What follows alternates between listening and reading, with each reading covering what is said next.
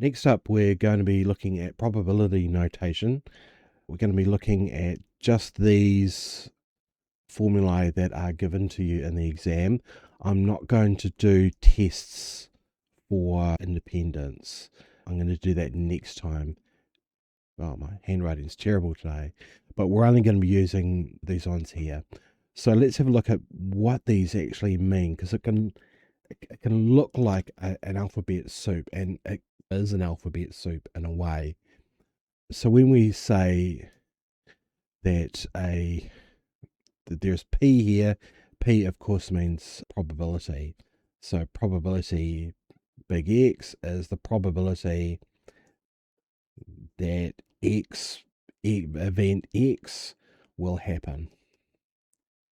And this usually denotes theoretical probability, but not always. So P A union B. So P A, and then there's this kind of U symbol here, but it's not really a U, it's a union symbol. So take this as being the probability that A or B happens. So if we were to have a Venn diagram, and this was event A, and this is all the ways that event B could happen, it would be anything that is strictly A, anything which is strictly B, and everything in the middle. So everything which is in this box here, let's highlight it. This is all of A only. This one is B only, so B but not A. And this one here is for both of them. So this here would be the intersection of both of those two. So if we were to ignore B, this would be a probability of A, and I know this is looking pretty ugly at the moment. So this is the probability of A ignoring B. This is all the ways that A can happen. And if we were to maybe rub that out a little bit, do some rubbing out. So this, if they overlap, so this now would be all of B. All of this, ignoring A. So that would be probability of B. So this would be all the ways that B can happen. So this gives us a question. If we want to work out this entire area, so all of this that I'm now going to scribble very messily over, all of this, we could have probability of A, which would be all of everything here, and we could add all of probability B. But do you see the problem of doing that? It means that we are going to be double counting this bit in the middle here. And this is the probability of A intersection B. So it looks like an N, but it's actually an intersection sign. And this would be, you could read this as the probability, helps if you could see it, the probability of A and B. Okay, A intersection B. So you can remember intersection. Intersection is where two streets cross. So this is street A, that's street B, that's street B. This bit in the middle here is neither A nor B, but it's A and B. So that would be the A intersection B. So that would be the probability that both of those events happen. So the problem here is that we don't want to count that.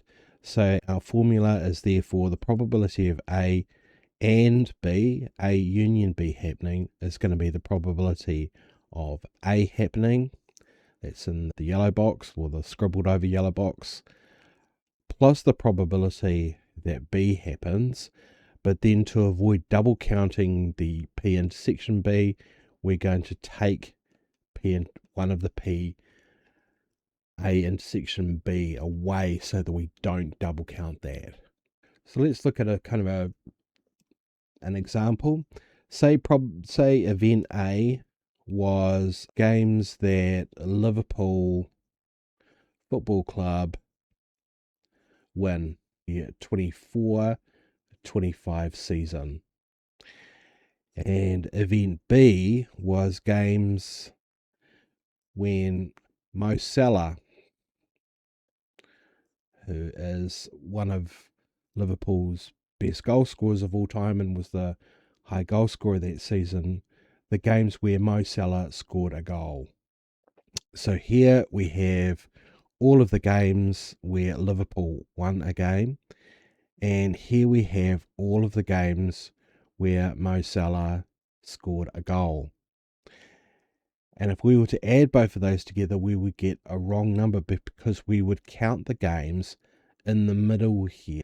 So in the middle here, A intersection B, let's move that up a bit.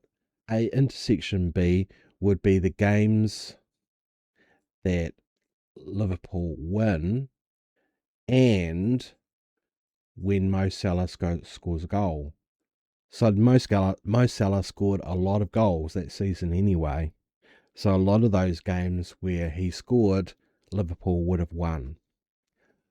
So just for completion here, this bit in red here that doesn't include the intersection, so that would be games that Liverpool win, but Salah doesn't score.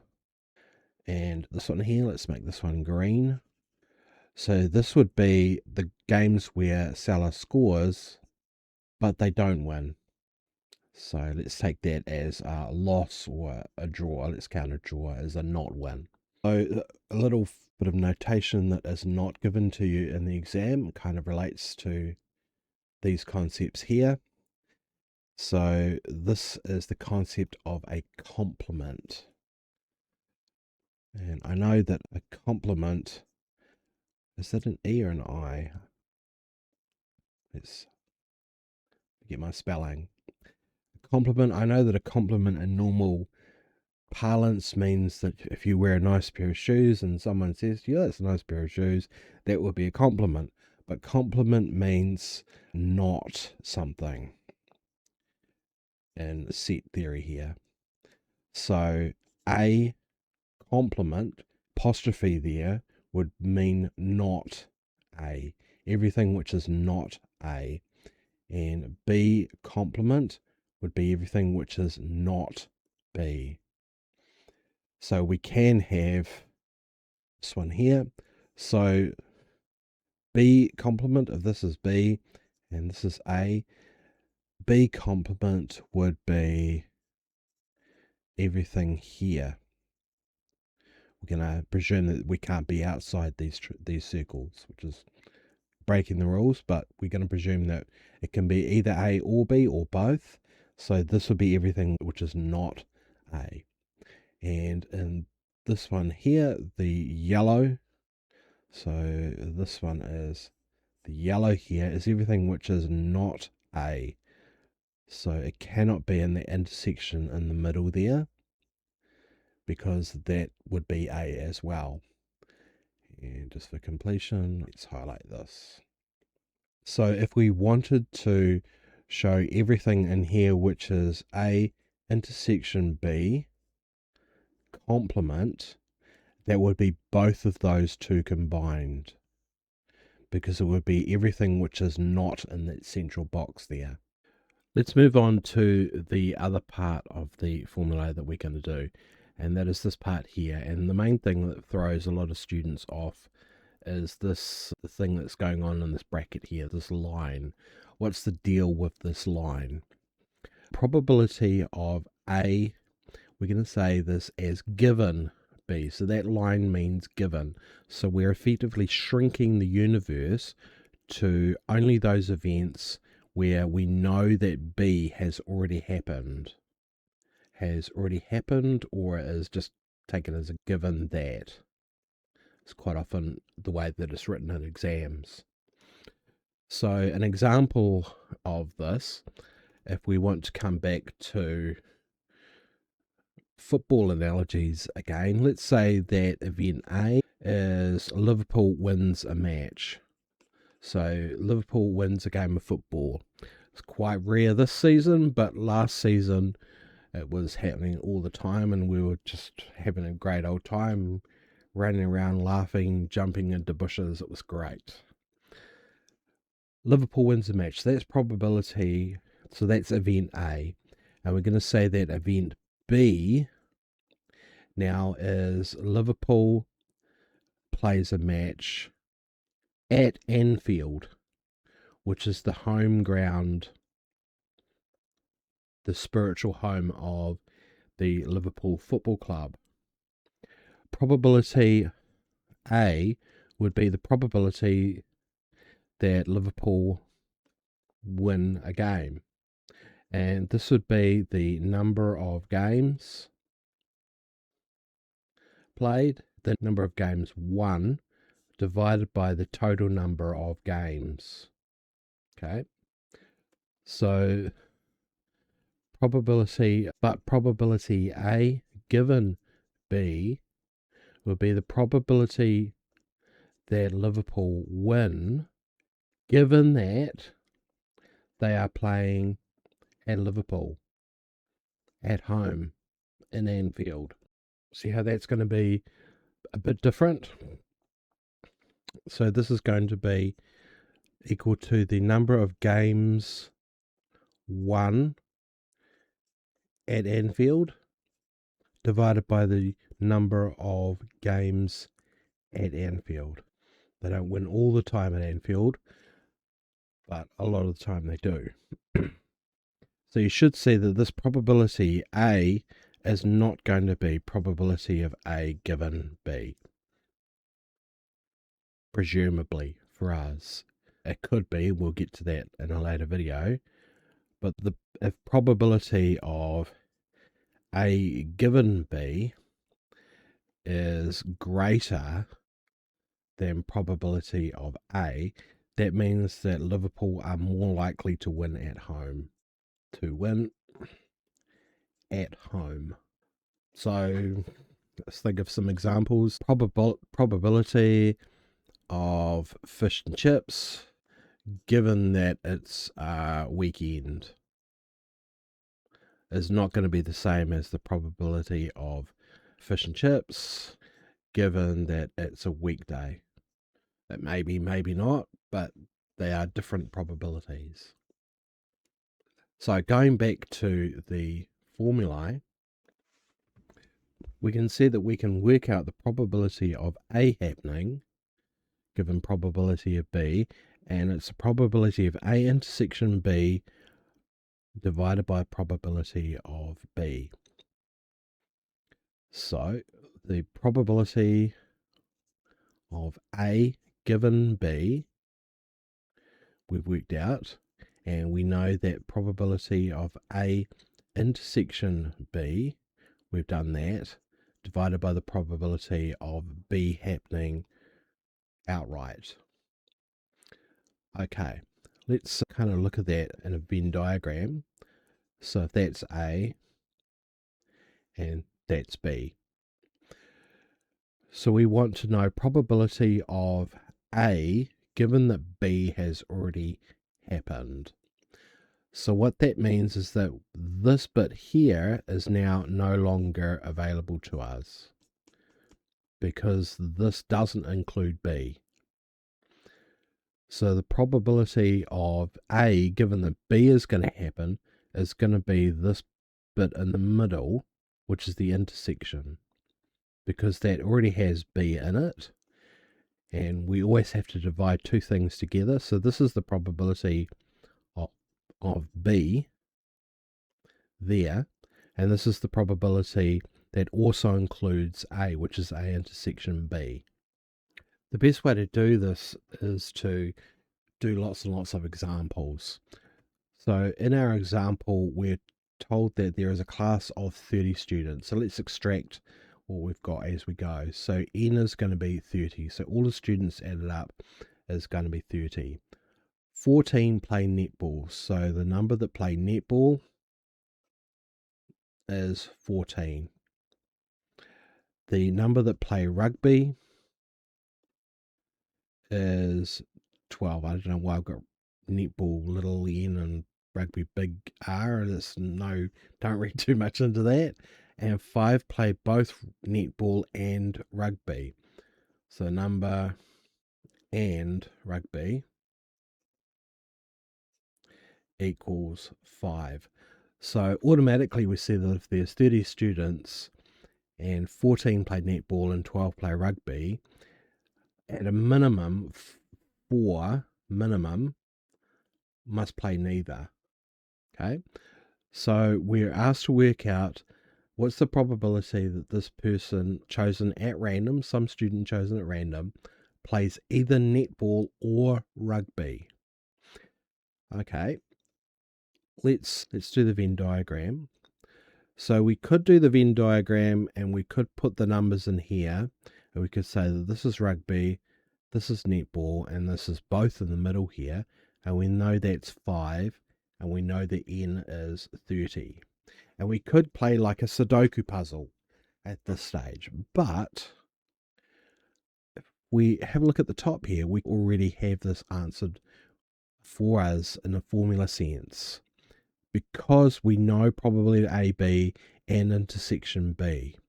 So I'm going to say let A be netball, and I'm going to say let B be rugby.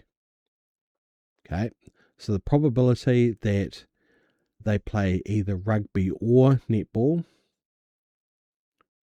so rugby or netball, it looks like run, but it's R, union netball, is going to be the probability that they play netball, which is A, plus the probability that they play rugby, which is B, minus the probability that they play both, R, intersection.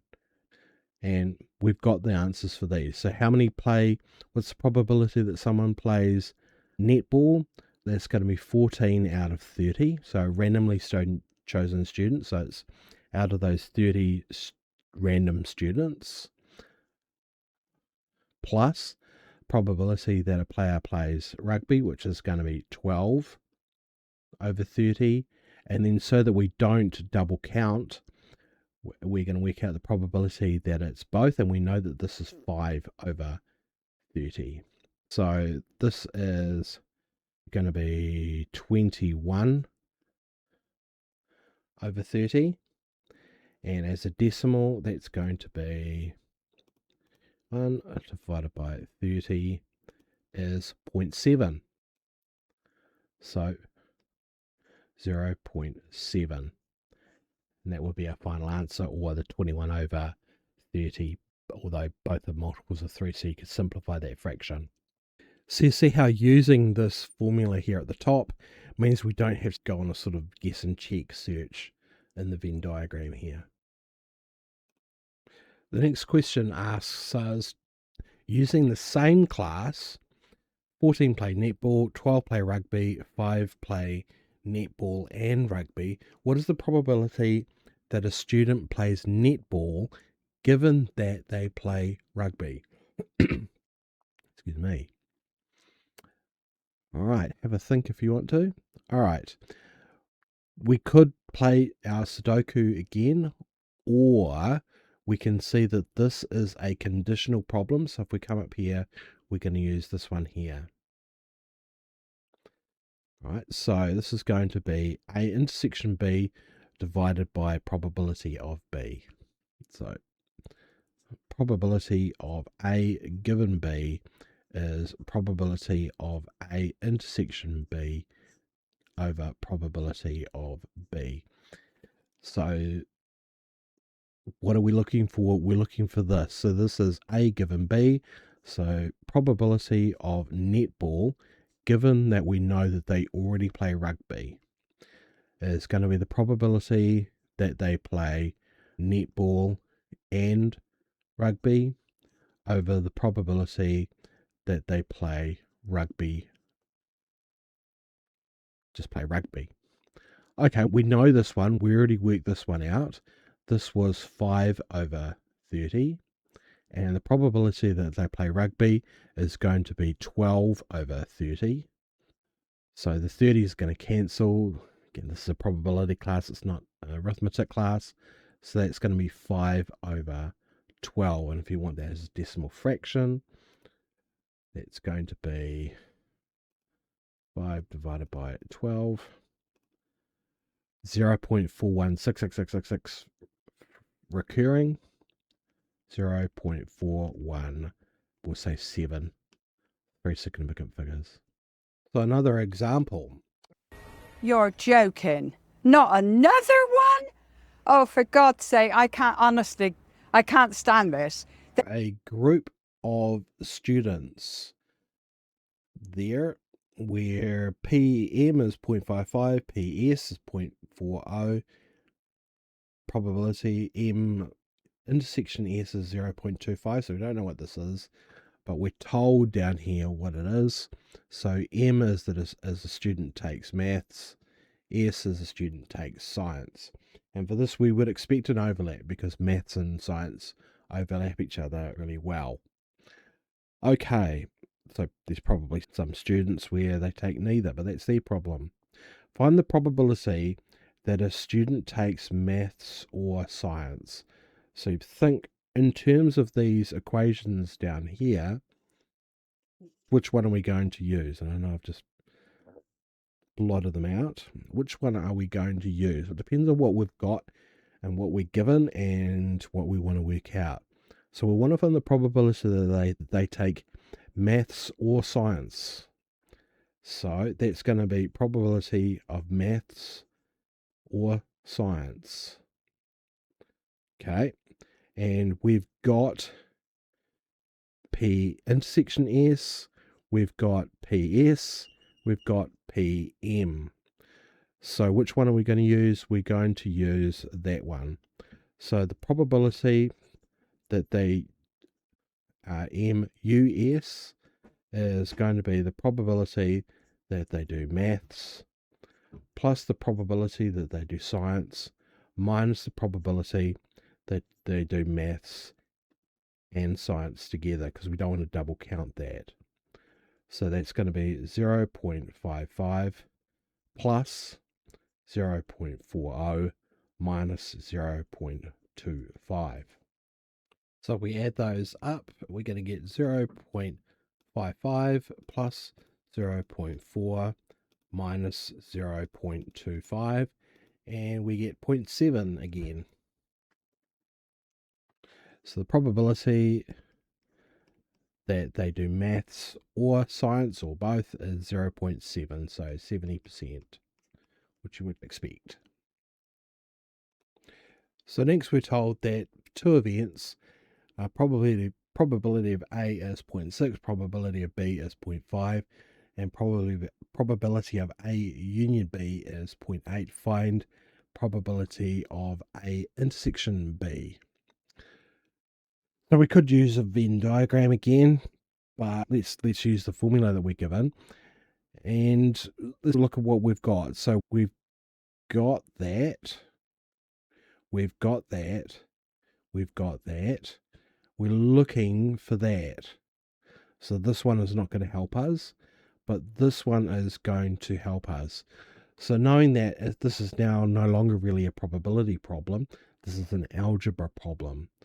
So probability of A intersection B is going to be probability of A union B, which is 0.8, equals probability of A is 0.6, plus probability of B, which is 0.5, minus the probability of A intersection B, and that's the thing that we're trying to find.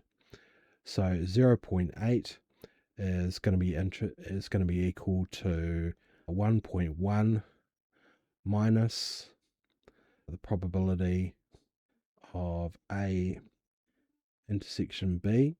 So take 1.1, so negative 0.3 is going to be equal to negative probability of A intersection B. So multiply both sides by negative 1. So the probability of A intersection B is going to be net 0.3.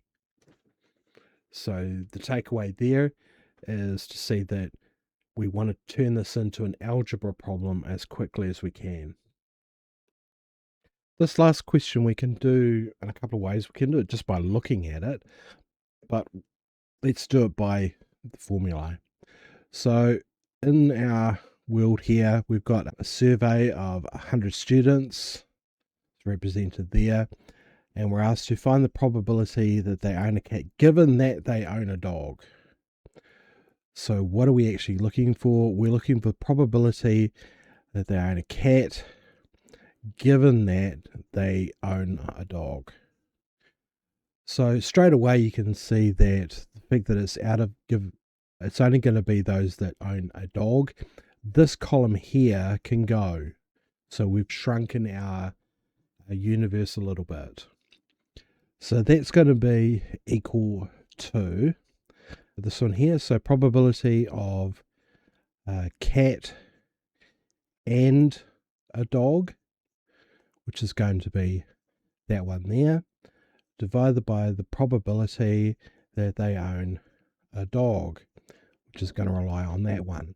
So that's going to be the probability of cat union dog is going to be 18 over 100, 100, not 200, divided by 30 over 100, which is going to be 18 over 30.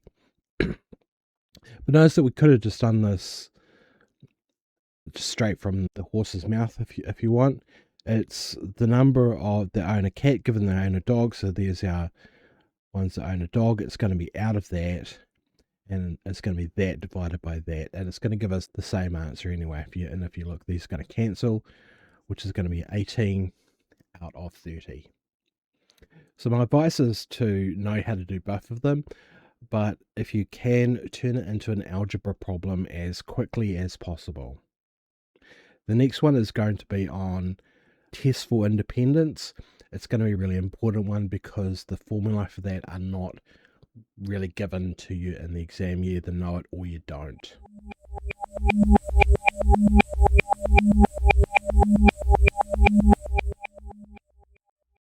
You're joking. Not another one? Oh, for God's sake, I can't stand this.